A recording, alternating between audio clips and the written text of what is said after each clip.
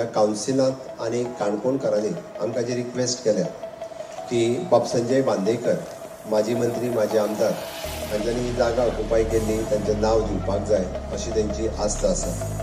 आज हांव घोशीत करता की हो सभागृह जो आसा ह्या सभागृहाक संजय बांदेकर हांचें आमी नांव घोशीत करता। गोंयची धूव लता मंगेशकर हांचें देहांत जालें आनी ताच्या उपरांत तांच्या नांवांत एकूय बी कला अंगण नाशिल्लें।